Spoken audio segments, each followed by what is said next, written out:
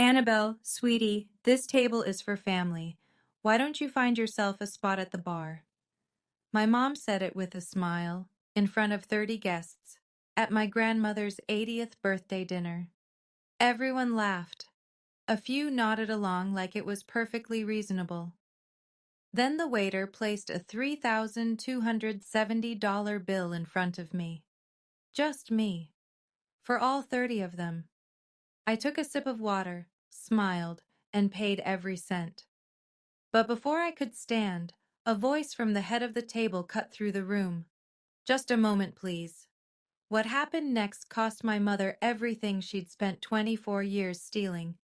Before I go on, please take a moment to like and subscribe, but only if you genuinely connect with this story. Drop your location and your local time in the comments. I love knowing where you're watching from. My name is Annabelle.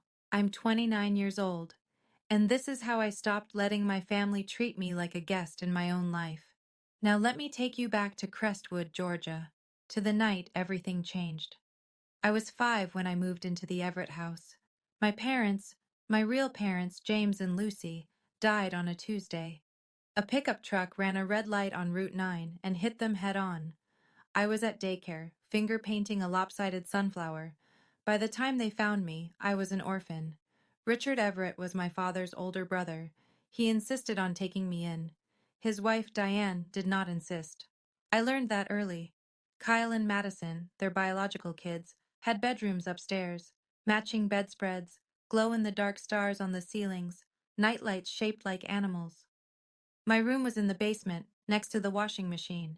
It had a window the size of a shoebox, and some nights the dryer would kick on at 2 in the morning, and I'd lie there listening to it thump like a second heartbeat. Diane never hit me. She was smarter than that. Her cruelty lived in small omissions, the kind no one sees unless they're the one being omitted. 3 plates on the table instead of 4. Oh, Annabelle, I keep forgetting. Grab one yourself. Family photos on the mantel, on the stairwell, on the Christmas card. Kyle grinning, Madison in pigtails, Richard with his arm around Diane. I'm in none of them. When I was 8, I asked why. Diane looked at me like I'd asked why the sky was blue. Those are family portraits, Annabelle. She said it gently. That was the worst part. The neighbors thought she was a saint. That woman took in her husband's niece, gave up everything. I heard it at church, at the grocery store, at school pickup. What I didn't know, what I wouldn't know for 24 more years, was that my parents hadn't left me with nothing. They'd left me $600,000, and Diane had spent every cent. By 16, I understood the rules. Kyle got a car for his birthday, a used Camaro, but still. Madison got braces, a violin, summer camp in the Blue Ridge Mountains. I got the employee discount at Hank's Grocery on Route 12, where I stocked shelves 3 nights a week to pay for my own school supplies. The year Kyle left for college, I asked Richard if there was money set aside for me too. We were in the garage. He was sorting wrenches, not looking at me. I'll talk to Diane, he said. Diane's answer came at dinner. College isn't for everyone, Annabelle. You're good with your hands. Kyle's tuition was $80,000. I know because I saw the check on the kitchen counter, written out in Diane's handwriting, and I remember thinking that was more money than I could imagine. I didn't argue. I applied to the community college nursing program on my own, took out federal loans, and worked double shifts at Hank's every summer. The thing about holidays was the photos. Every Thanksgiving, every Christmas, Diane staged her perfect family portrait in front of the fireplace. She'd hand me the camera. You're the best photographer in the house, Annabelle. So I'd frame them. Kyle in his college hoodie, Madison with her new earrings, Richard stiff in his flannel, Diane beaming in the center. And I'd press the shutter button and the flash would go off, and the image would freeze them exactly the way Diane wanted the world to see them. A complete family. I wasn't in a single one. But there was one person in that family who never forgot me. One person who set a place for me every single time, without being asked. Eleanor Everett was 80 years old, 5'2", and the only person in that family who made me feel like I had a right to breathe. She was Richard's mother, a retired schoolteacher with a kitchen that always smelled like cinnamon and a voice that could silence a room without rising above a whisper. Every Sunday, Eleanor picked me up at 9 sharp. We'd drive to her cottage on Maple Hill, and she'd teach me how to bake apple crumble, buttermilk biscuits, peach cobbler from scratch. While the oven hummed, she'd tell me stories about my father. James had your eyes, she'd say, rolling dough with flour-dusted hands. And your mother, Lucy smiled like sunshine after rain. You have that same smile, Annabelle. I'd hold those words like coins in my pocket, turning them over during the long nights in the basement room. Diane hated my Sundays with Eleanor. She's 80 years old, Annabelle. You're wearing her out. She's fragile. Don't bother her with your problems. Maybe skip this week. She needs rest. I always went anyway, until the year Diane told me if I kept making trouble, she'd tell Eleanor I didn't want to come anymore. I was 14. I believed her. So I started asking permission first, and permission was not always granted. One Sunday, just before I turned 17, Eleanor said something I didn't understand. She put down her rolling pin, looked at me with eyes that were sharp and sad at the same time. Your parents loved you enough to plan ahead, Annabelle. Don't ever forget that. I nodded like I knew what she meant. I didn't. Not for another 12 years. But Eleanor knew exactly what she was telling me, and she was already making plans of her own. Fast forward to now. I'm 29, a registered nurse at Crestwood Community Hospital, living alone in a one-bedroom apartment above the laundromat on Cherry Street. It's small, it's loud on wash days, and it's mine. Eleanor's health has slowed in the past year. Her knees ache, she gets winded on stairs, but her mind is a steel trap, and every Sunday I still drive to Maple Hill. The rest of the family knows what Eleanor has. The cottage, her late husband's pension, savings accounts built over 50 years. Somewhere north of $1 million. In a town like Crestwood, that's a fortune. Diane started her campaign around January. Subtle at first. She'd visit Eleanor with flowers from the shop and happen to mention how difficult I'd been lately. How I'd been distant. How I probably only visited for the inheritance. Kyle backed her up at Easter brunch.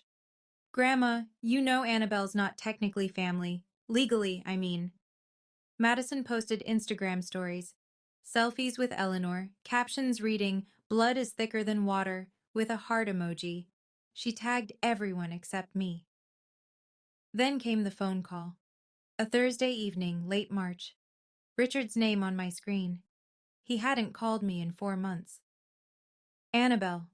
His voice sounded rehearsed, tired. About Mom's birthday dinner this Saturday. Maybe it's better if you don't come, for everyone's sake. I held the phone away from my ear, stared at the ceiling. Whose sake, Richard? He paused. It'll just cause tension. You know how Diane gets. I did know. That was the problem. I told him I'd think about it.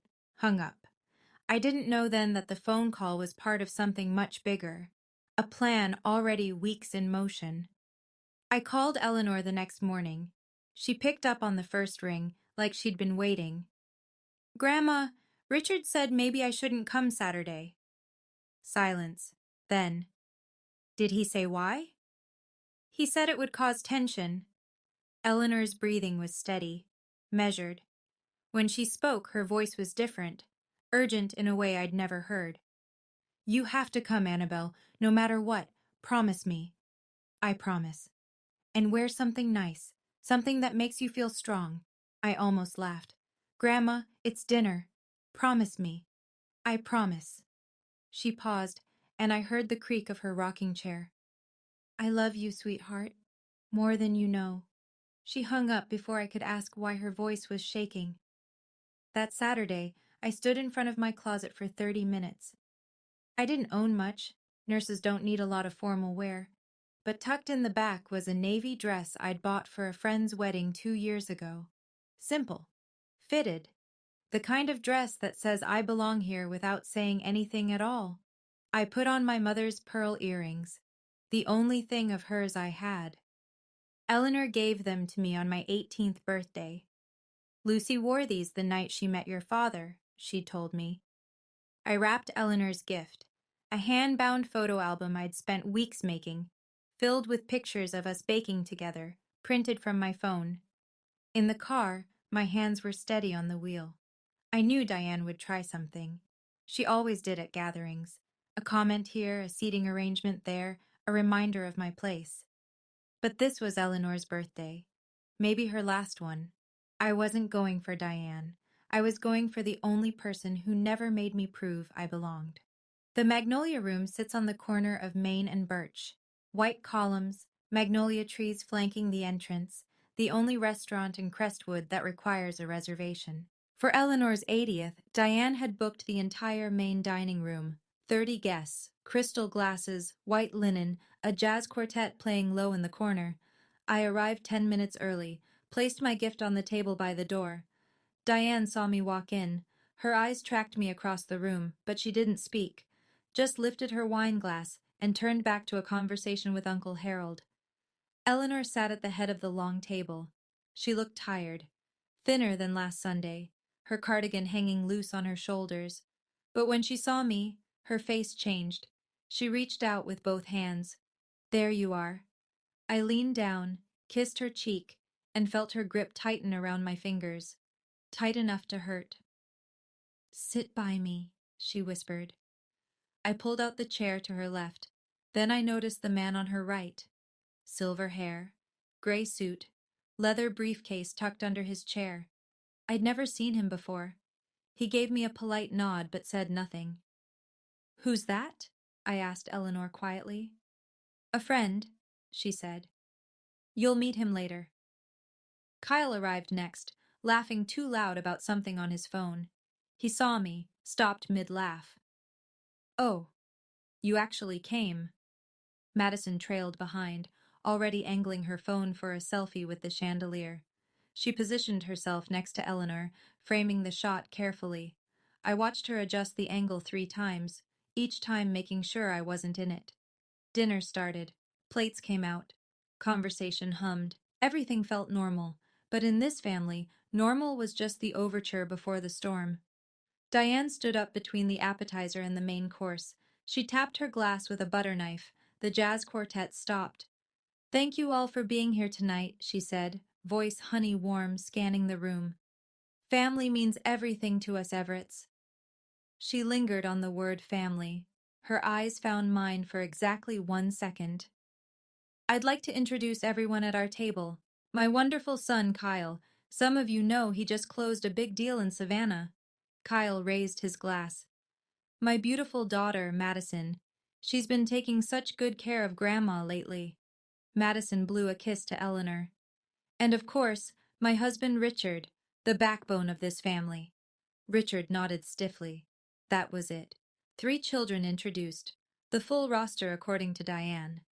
A woman across the table, I didn't recognize her, maybe someone from Richard's work, leaned forward.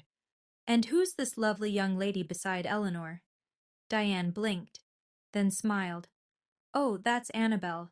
She grew up around us.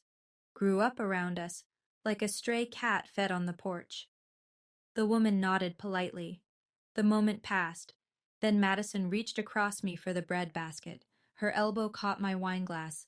Red wine, straight down the front of my navy dress. Oops, Madison pressed her napkin to her lips. Sorry, white would have been a safer choice for you.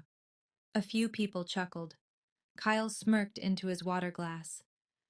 I looked down at the stain spreading across my lap, dark red, blooming like a bruise. I didn't react.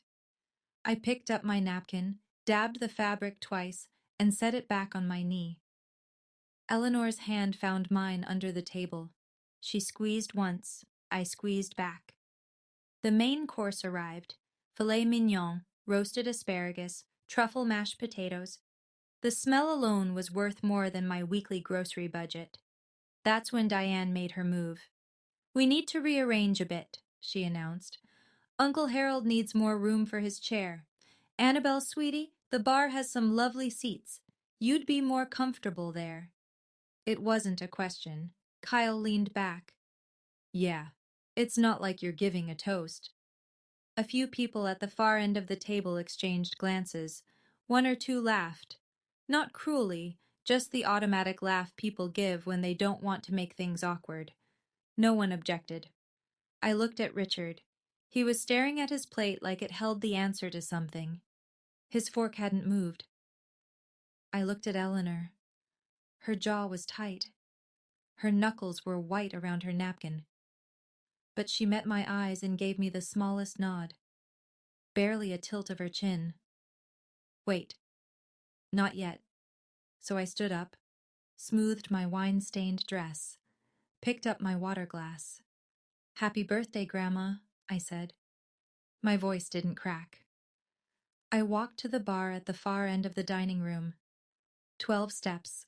I counted, sat on a stool, set my glass down, and kept my back straight.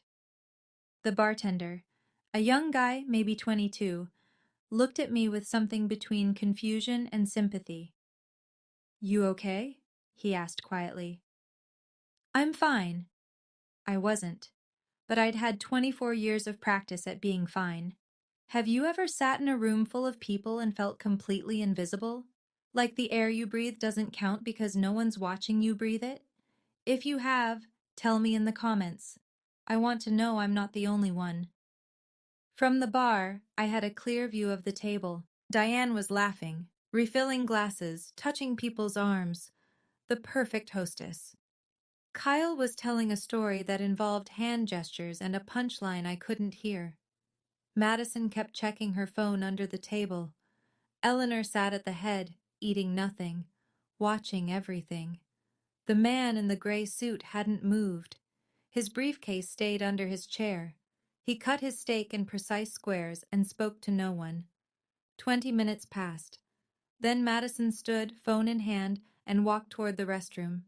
She passed right by me, didn't even glance in my direction, like the bar stool was empty. She stopped in the hallway, maybe 6 feet from me. She must have assumed I couldn't hear over the jazz quartet. She was wrong. It's working, Madison said into the phone. Her voice was low, but the hallway carried sound like a tunnel. She's at the bar. Mom says one more push and she'll leave for good. Pause. She listened. No, Grandma doesn't suspect anything. Mom's handling it. We just need her out of the picture before Grandma's lawyer does anything. My hand tightened around my glass. Lawyer. Before Grandma's lawyer does anything. Madison laughed at something the other person said, then walked back toward the dining room without looking at me. I sat very still. This wasn't spontaneous cruelty. This wasn't Diane having a bad night or a few too many glasses of wine. This was a plan. Coordinated. Timed. Designed to push me out the door before something happened.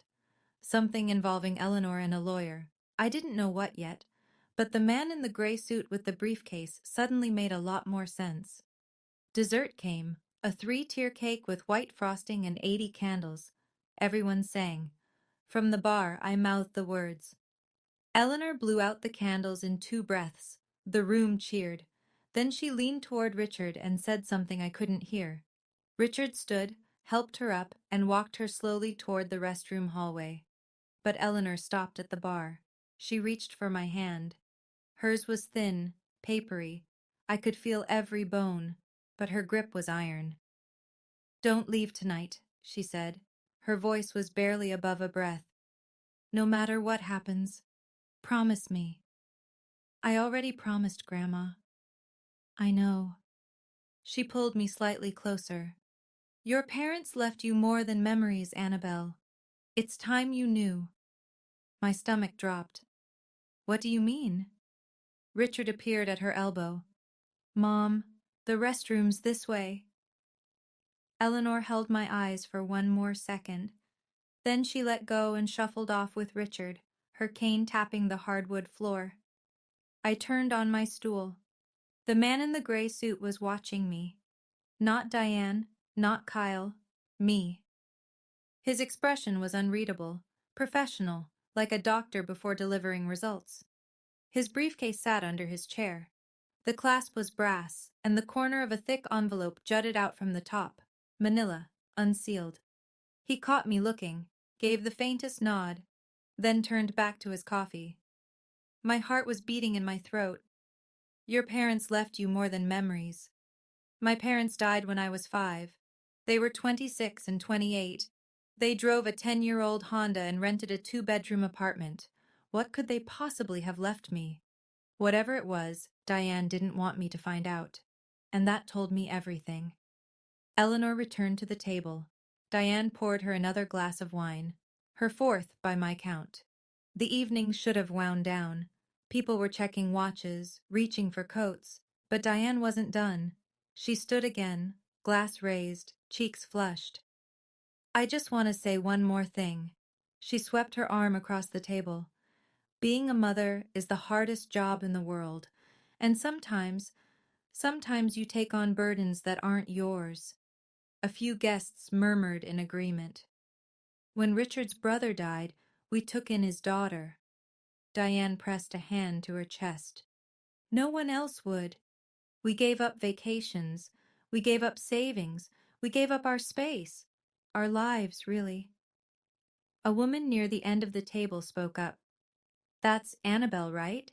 She seems like a sweet girl. Diane tilted her head. The wine made her honest. Sweet. She's been riding our coattails for 24 years. She laughed, a loose, ugly sound. Her parents left nothing. Not a dime. We raised her from zero. The room went still. Her parents left nothing. I heard it from 12 steps away, over the jazz, over the clink of glasses, over everything. My mother and father, dead at 26 and 28, buried in Crestwood Cemetery, Plot 14, and Diane was standing in a room full of people telling them my parents left me with nothing. That was a lie. I didn't know how yet, but Eleanor's words were still ringing in my ears. My hand trembled, not from sadness. I'd swallowed every insult for 24 years, every forgotten plate, every missing photo, every she grew up around us. But talking about my dead parents like they were deadbeats who abandoned me, that was the line, and Diane had just crossed it. The waiter appeared at my elbow. Excuse me, ma'am. He was young, polite, clearly uncomfortable. He set a leather bill folder on the bar in front of me. I opened it. $3,270. 30 guests, filet mignon, bottles of Pinot Noir and imported champagne, 3-tier birthday cake, and every cent of it charged to my name. Mrs. Everett arranged for the reservation under your name, the waiter said quietly. She provided your card for the deposit. My card. The supplementary card Diane added me to when I was 17. For emergencies, she'd said. I'd stopped using it years ago. Forgot it existed. Diane hadn't. I looked up at the main table. Kyle was grinning, watching me over the rim of his glass. Madison had her phone angled toward me, recording. Diane caught my eye and raised her wine glass in a little toast. A salute, a dare. 30 people were watching. I opened my wallet, pulled out my own debit card, my actual card, attached to my actual savings, the money I'd earned stacking shelves and drawing blood and working back-to-back 12-hour shifts. I handed it to the waiter. Thank you, I said. You can run this. He hesitated. Ma'am, are you sure? I'm sure. He took the card. I signed the receipt, tipped 20%.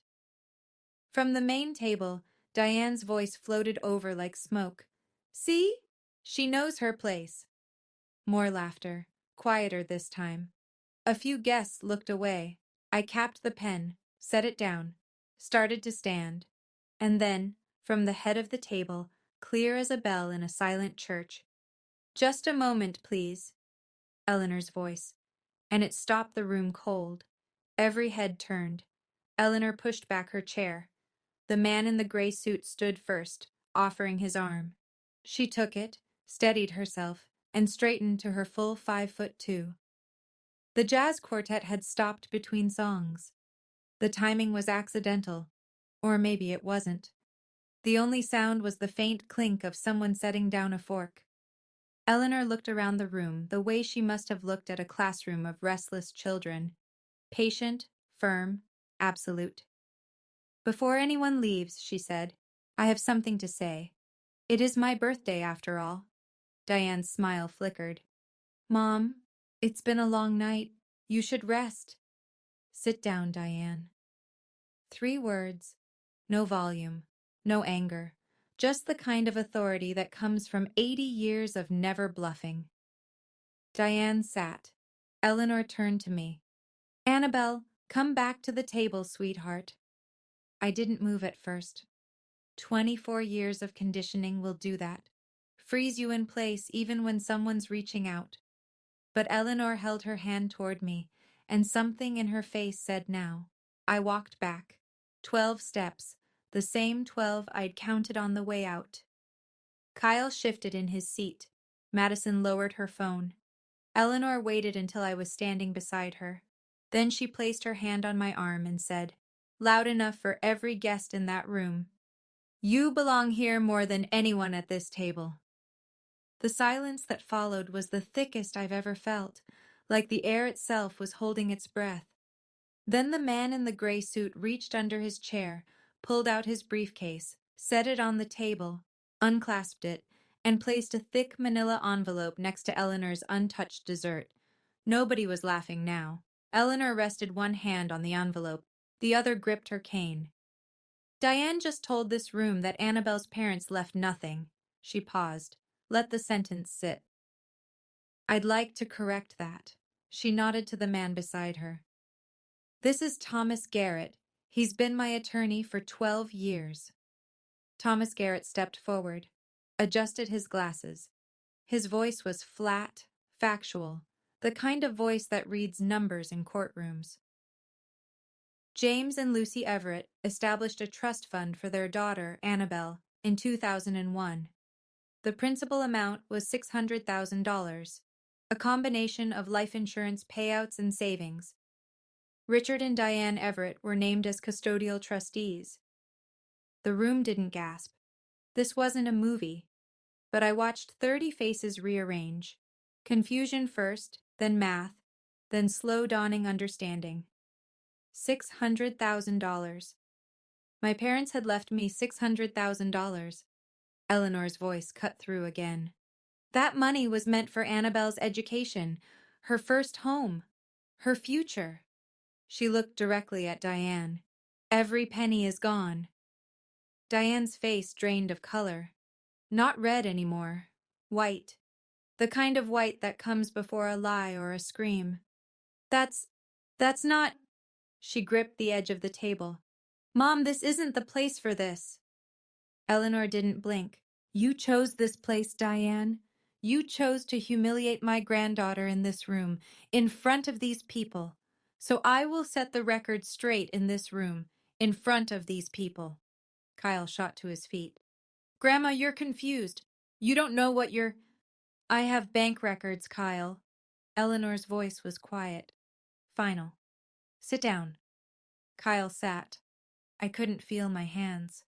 Thomas Garrett opened the envelope and laid a stack of papers on the white linen tablecloth.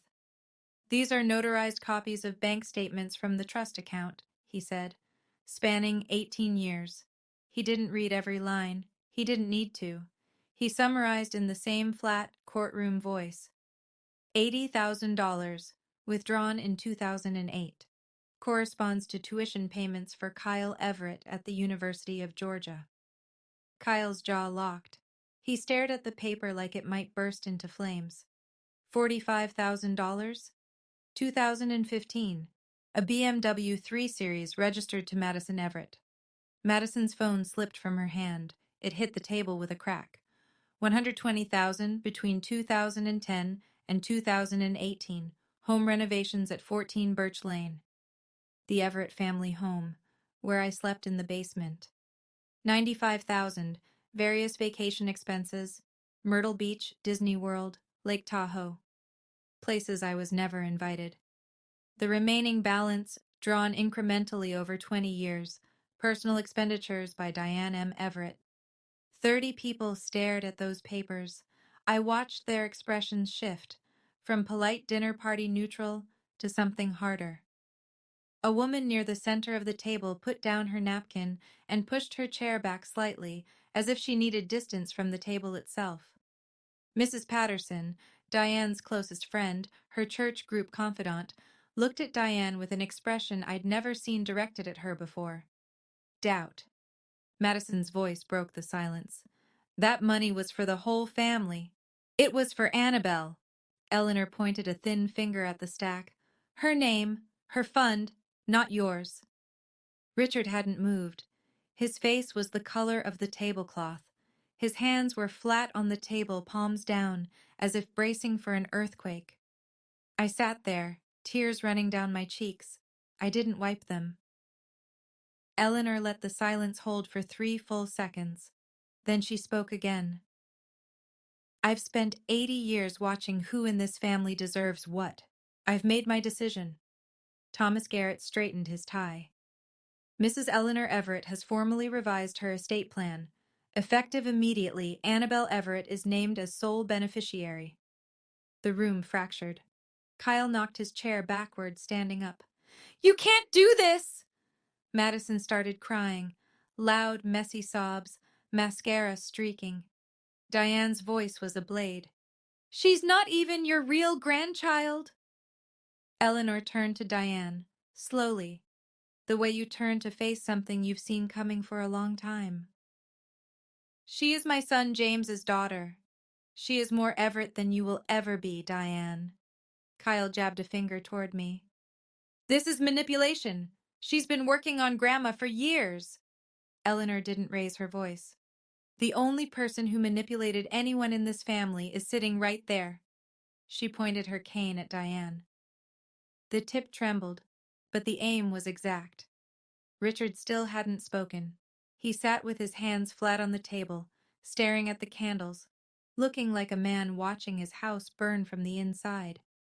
I opened my mouth, closed it, opened it again. I didn't ask for any of this, I said. My voice was steady, barely. I just wanted to have dinner with my grandmother. Eleanor reached into the pocket of her cardigan, pulled out a photograph, creased and soft from years of handling. She held it up. A man, young, dark-haired, grinning, holding a toddler in a yellow dress. Your father asked me to look after you, Eleanor said. I'm keeping my promise. I took the photo, my father's face, my face, together. But there was still more to come. Diane shoved her chair back. It hit the wall with a crack that made the bartender flinch. This dinner is over. She grabbed her purse, then spun toward Eleanor. You're clearly not in your right mind. We'll have this thrown out by Monday. Thomas Garrett reached into his briefcase and produced a second document. He set it down like a man laying cards on a table. Mrs. Everett was evaluated 4 weeks ago by Dr. Fiona Reed, board-certified geriatric psychiatrist in Atlanta. Full cognitive assessment. He paused. She is of sound mind. The report is notarized and filed. Diane's mouth opened, closed, opened again. Nothing came out. She turned on me. Her voice was raw, stripped of honey, stripped of everything except venom. You did this. You poisoned her against her own family. I looked at her from across the table, wine stains still on my dress, eyes still wet, hands still shaking. But my voice came out clean. I've been sitting at the bar for 2 hours, Diane. When exactly did I do that? A sound moved through the room. Not laughter, not a gasp, but something between them. A release. Several guests looked down. One man rubbed the back of his neck. Mrs. Patterson stood up. She walked to Diane, leaned close, and asked in a voice she probably thought was a whisper, but carried across the silence like a gunshot. Diane, is this true? About the trust fund? Diane didn't answer. She grabbed Richard's arm. We're leaving! Now! Richard didn't move. Richard. He looked at her. For the first time all night, something moved behind his eyes. Something that looked like it had been caged for a very long time. No, he said. Not yet. Diane changed tactics the way weather changes in Georgia. Sudden, total, without apology. The venom vanished. Her shoulders dropped. Her chin trembled. Tears pooled in her eyes, and when she spoke, her voice was a quivering thread. I gave up everything for that girl. She pressed a hand to her chest. 24 years. My youth, my energy, my savings. And this is how I'm repaid? Kyle wrapped an arm around her. It's okay, Mom. We'll fight this. Diane turned to the remaining guests, eyes glistening. She turned an old woman against her own children. This is elder abuse. You're all witnesses. I watched it happen, the room tilting. A few guests shifted in their seats. An older man at the far end frowned in my direction. Diane's tears were good. They always had been. In Crestwood, she'd perfected the role of the suffering mother, and the audience knew the script. It was working. Then Thomas Garrett laid one more document on the table, a thick stack, bound with a clip. He turned it to face the room. These are notarized bank records, he said, withdrawal after withdrawal from the trust account over 18 years. Each one signed by Diane M. Everett or Richard J. Everett. He fanned the pages slowly. Dates, amounts, signatures, page after page after page. The room turned back. Mrs. Patterson stared at the papers, then at Diane, then back at the papers. Diane saw it happening, the shift, the loss of her audience, and for the first time something cracked in her performance. Not sadness, not anger, fear. She realized Eleanor hadn't acted on impulse. This wasn't a grandmother's emotional outburst. This was months of preparation, legal documents, medical evaluations, notarized evidence. Diane had walked into her own trap. Richard stood up. The movement was so quiet, so unlike the chaos around him, that it took a moment for anyone to notice. He didn't push his chair. He just rose, slow, heavy, like a man standing up in water. Mom. His voice cracked on the single syllable. I'm sorry. I knew. I should have stopped it years ago. Diane whipped toward him. Shut up. Don't say another word, Richard. No, Diane.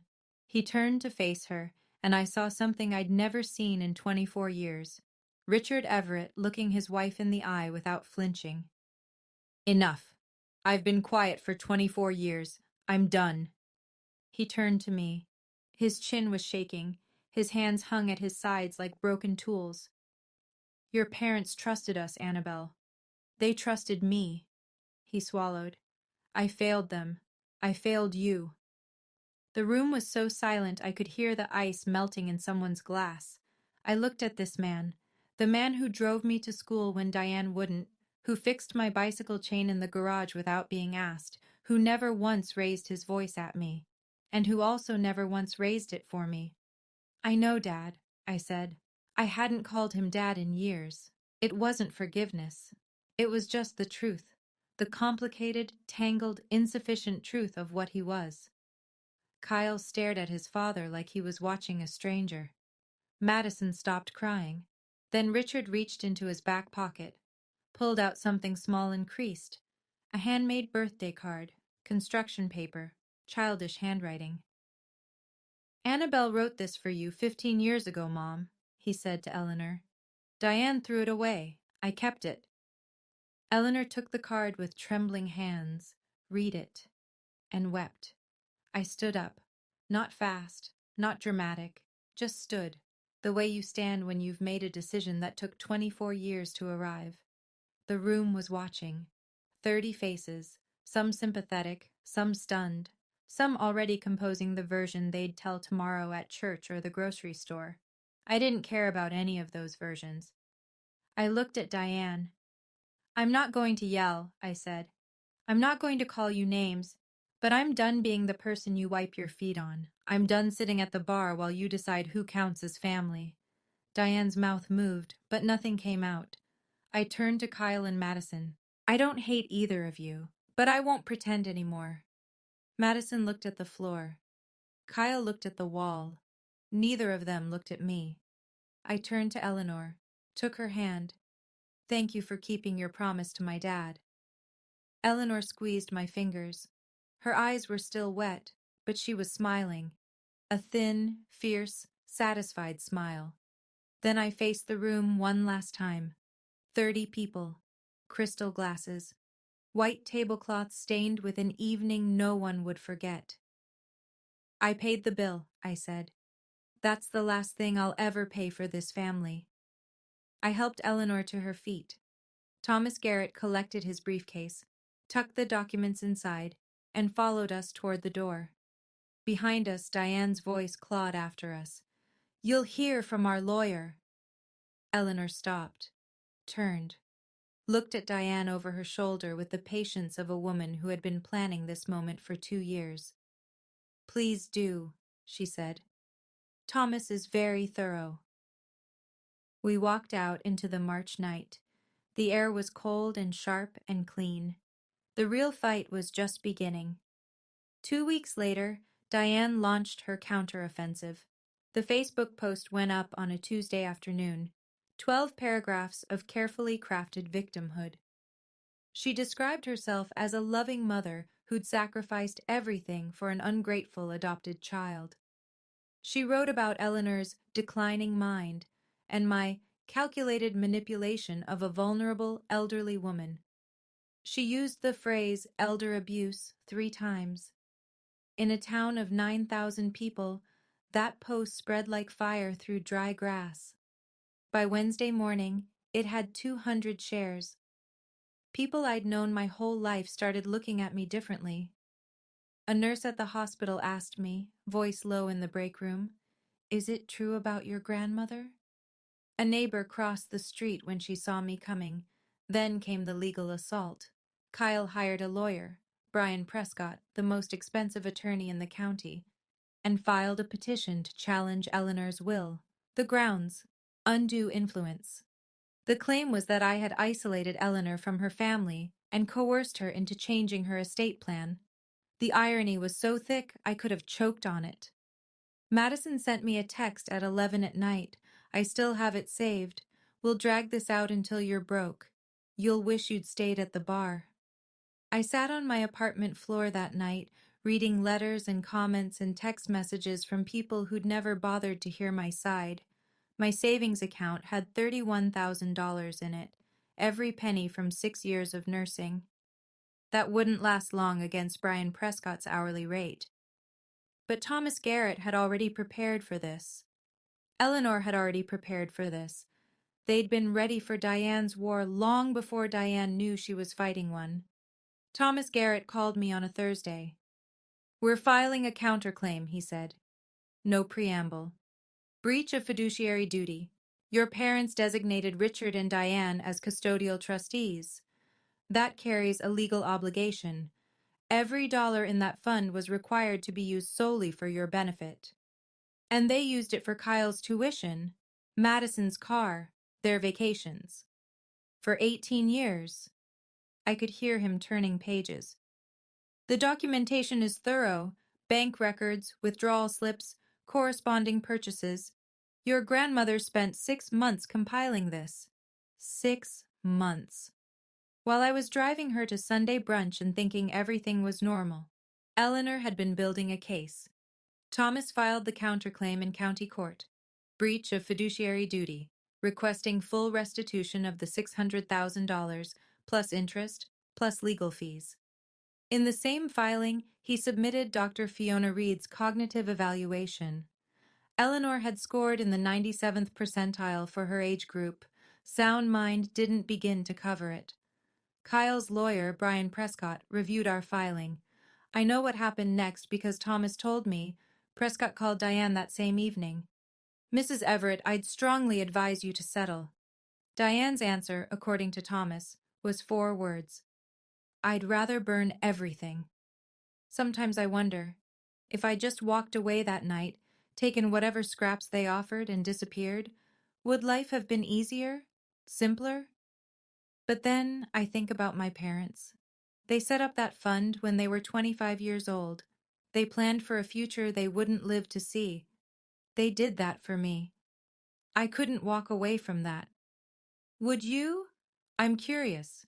Would you fight to the end or cut your losses and move on? Tell me in the comments.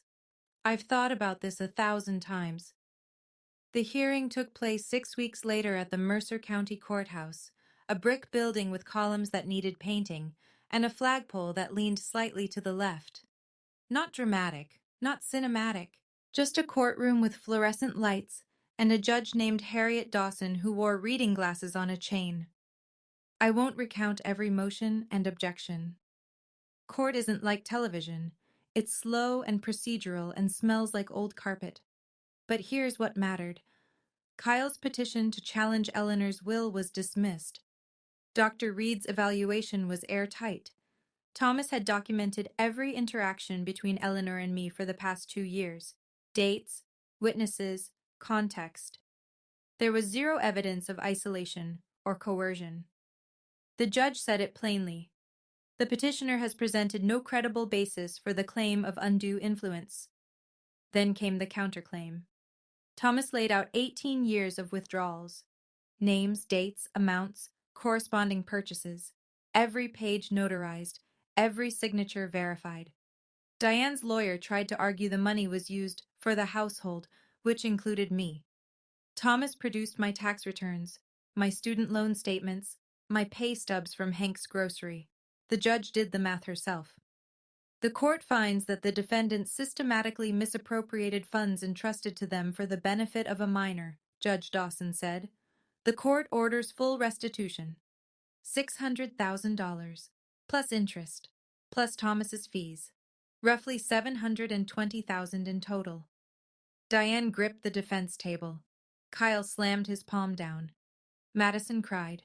Richard sat perfectly still, hands folded, and said nothing throughout the entire proceeding. We walked out into the parking lot, Thomas, Eleanor, and me. The sun was harsh and bright.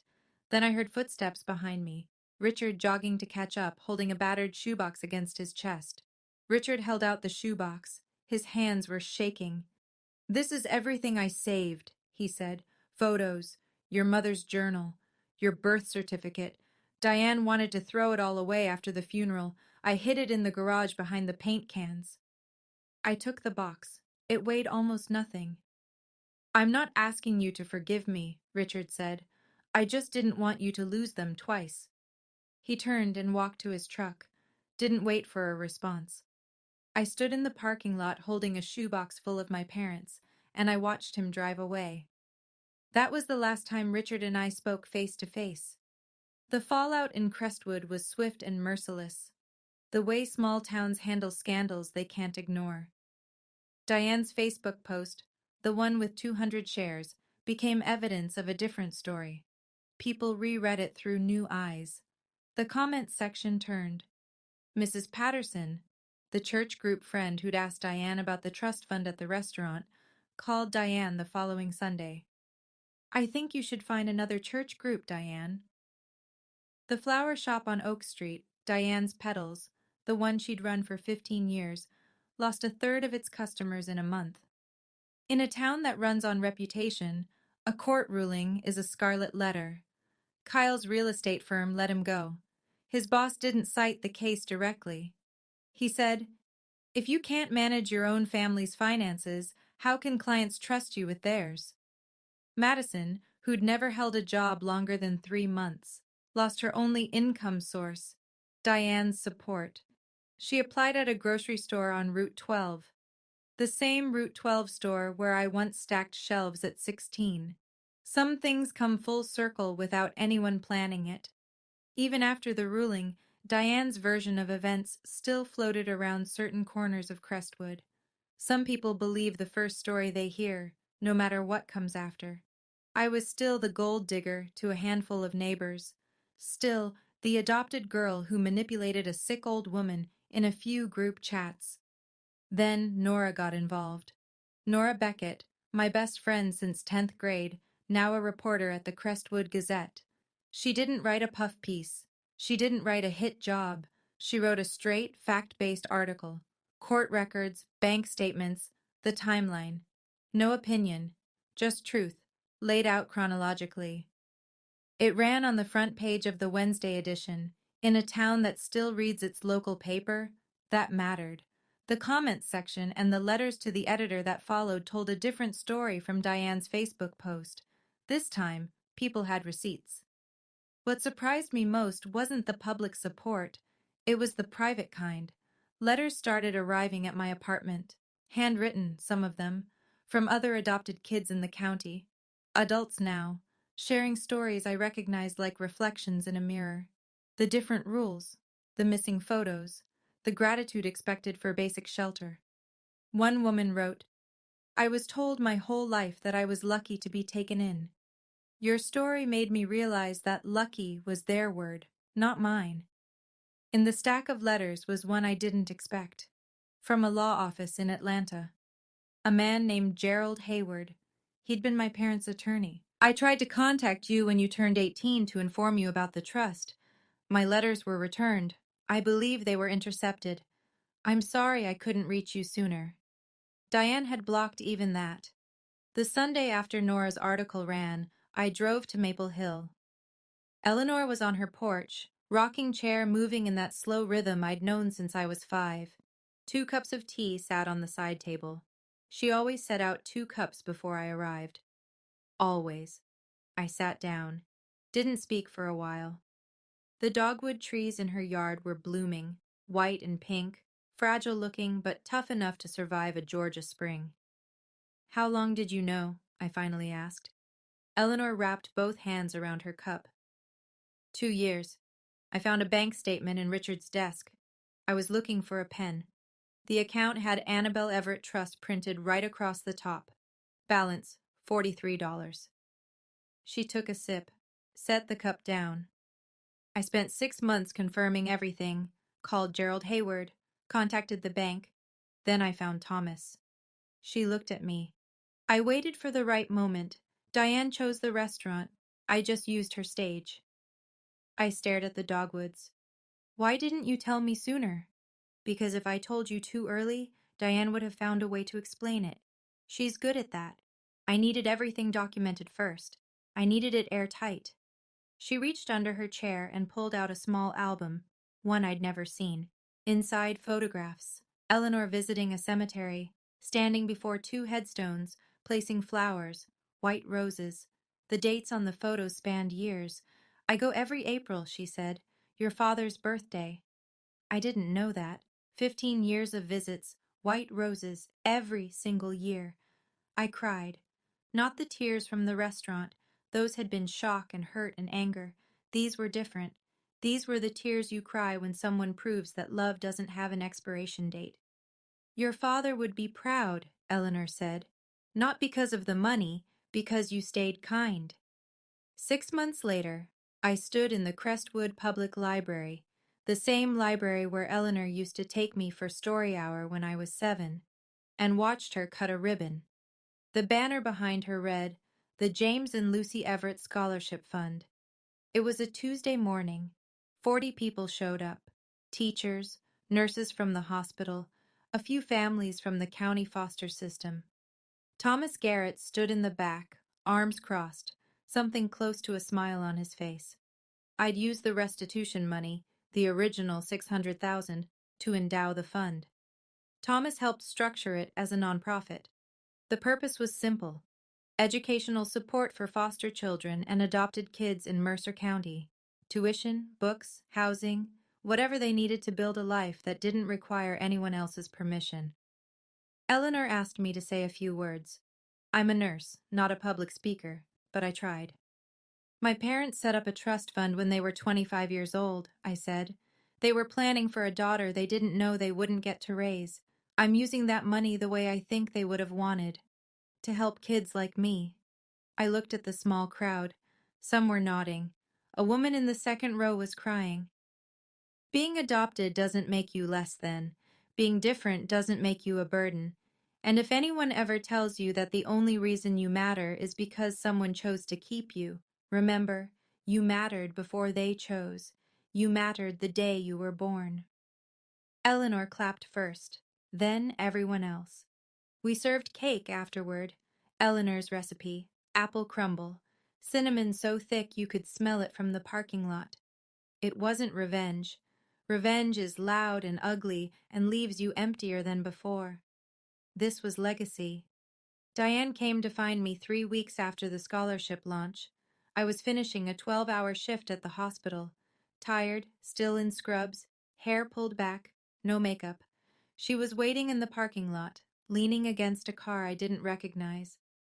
Not the Lexus anymore. Something smaller, older. She looked different. The highlights in her hair were growing out. Her nails were unpolished. The composure she wore like armor for 24 years had cracked, and what was underneath looked exhausted. "Annabelle," I stopped, keys in hand. "I know I wasn't perfect." Her voice was smaller than I'd ever heard it. "But I raised you. I fed you. I kept a roof over your head. That has to count for something." I took a breath. The parking lot was quiet, just the two of us and the hum of the highway. "It does count," I said. "And I'm grateful for the roof. I'm grateful for the meals. But gratitude doesn't mean I owe you my inheritance, my dignity, or my silence." Diane's chin trembled. "Can we start over?" I looked at her, really looked, at the woman who forgot my plate at dinner, who introduced me as someone who grew up around us, who lied about my parents in front of 30 people and called it sacrifice.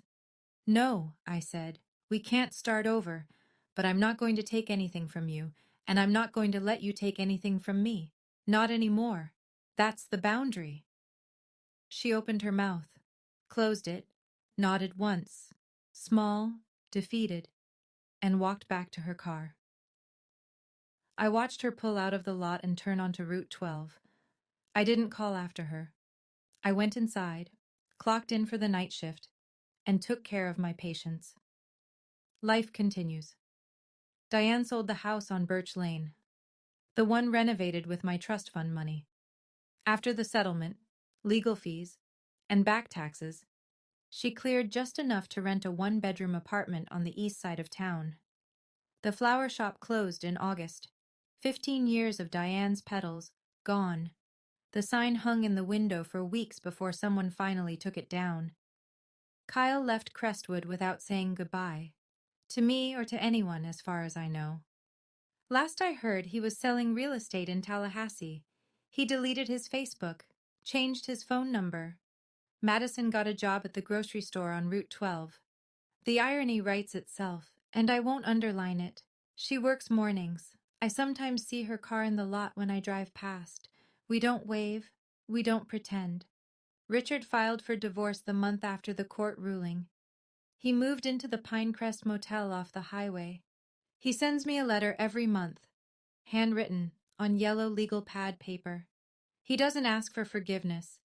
He writes about going to therapy, about the things he should have said 20 years ago, about learning to sit with guilt instead of hiding from it. I read every letter. I keep them in a drawer beside my bed. I haven't written back yet. I don't know if I will, but I don't throw them away. That feels like something. Maybe one day it'll feel like enough. Eleanor is still here, still sharp, still making apple crumble every Sunday. The difference now is that I drive to Maple Hill and park in the driveway without checking my phone first to see if Diane has given me permission. I don't need permission anymore. I never did. I'm not telling you this story to gloat. I'm telling you because for 24 years, I believed that belonging was something other people could give me or take away. That if I was just quiet enough, grateful enough, small enough, eventually Diane would look at me and see a daughter instead of a debt. She never did. And that was never my failing. It was hers. If you're in a situation like mine, where someone uses the word family like a leash, where gratitude is just another name for control, I want you to hear this. Setting a boundary is not revenge. It's not cruelty. It's not even anger. It's the moment you stop agreeing that you're worth less than they've decided. Boundaries aren't walls. They're doors. You choose who walks through. I still work at Crestwood Community Hospital. I still live above the laundromat on Cherry Street. The dryer downstairs still kicks on at 2 in the morning sometimes, and I lie there listening to it. But now, in my own apartment, it sounds different. It sounds like my life, not someone else's leftovers. On my nightstand, there's a photograph. A young man with dark hair, grinning, holding a toddler in a yellow dress. Behind them, sunlight. Ordinary, beautiful, permanent sunlight. I finally feel like I'm home. Thank you for staying until the end. If this story touched something in you, press that like button so more people get to hear it. And if you've ever been told you should be grateful for less than you deserve, write it down. Put it in the comments. I read every single one, and I promise you, you're not alone. There's another story waiting for you in the description below. I think you'll feel it the same way.